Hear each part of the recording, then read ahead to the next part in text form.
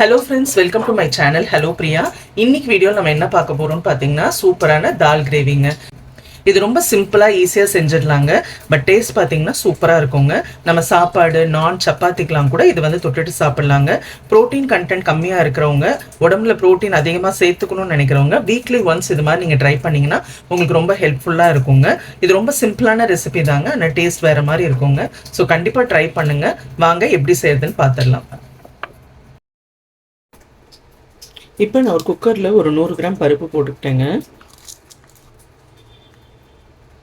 இது மாதிரி ஒரே ஒரு தக்காளி, அது அப்படியே முழுசாகவே போட்டுடலாங்க.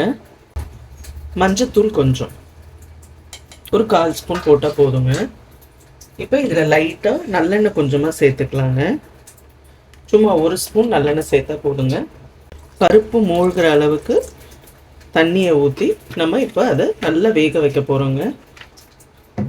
ஒரு 4 விசில் வச்சிங்கன்னா நல்ல மசிய வெந்துருங்க. அதுக்கப்புறம் நம்ம தக்காளி எல்லாம் மசிச்சு விட்டுக்கலாங்க. இப்போ இதை நம்ம ஒரு 4 விசில் வச்சு எடுத்துடலாங்க.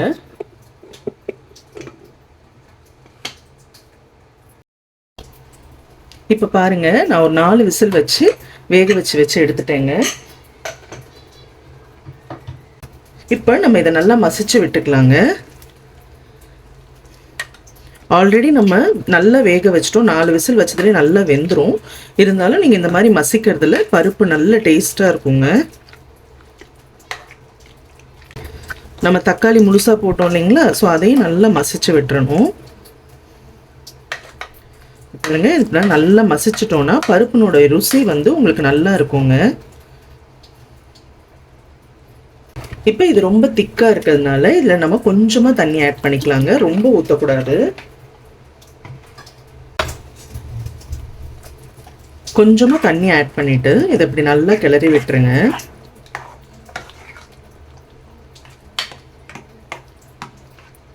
இப்போ இதுக்கு தேவையான உப்பு ஆட் பண்ணிடலாங்க. பருப்புக்கு வந்து எப்பயுமே உப்பு கொஞ்சம் பார்த்து போடுங்க. கொஞ்சம் ஜாஸ்தி ஆனாலும் உப்பாயிடும். அதனால் பார்த்து கம்மியாக போடுங்க. இப்போ இதை நல்லா கலந்து விட்டுடலாங்க.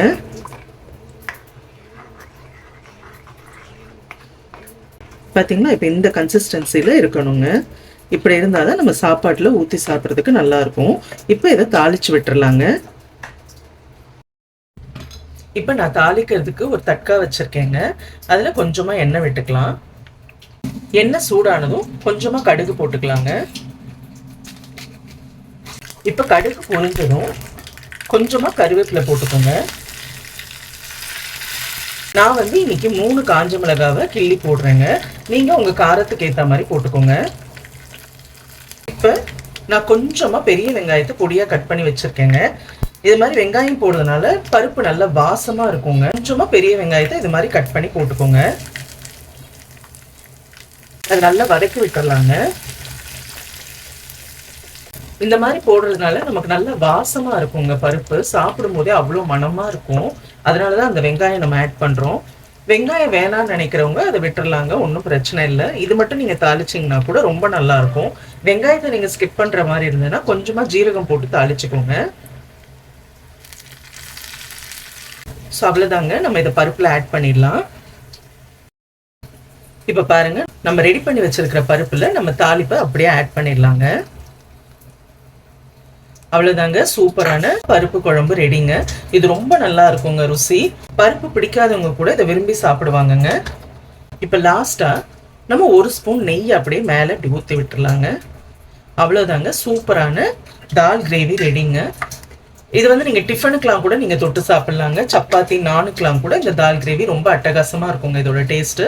ஸோ கண்டிப்பாக ட்ரை பண்ணுங்கள். ட்ரை பண்ணிவிட்டு எப்படி இருந்ததுன்னு சொல்லி கமெண்ட்டில் சொல்லுங்கள். இது வரைக்கும் சேனலை சப்ஸ்கிரைப் பண்ணாதவங்க சப்ஸ்கிரைப் பண்ணுங்கள். நம்ம அடுத்த வீடியோவில் சந்திக்கலாம்.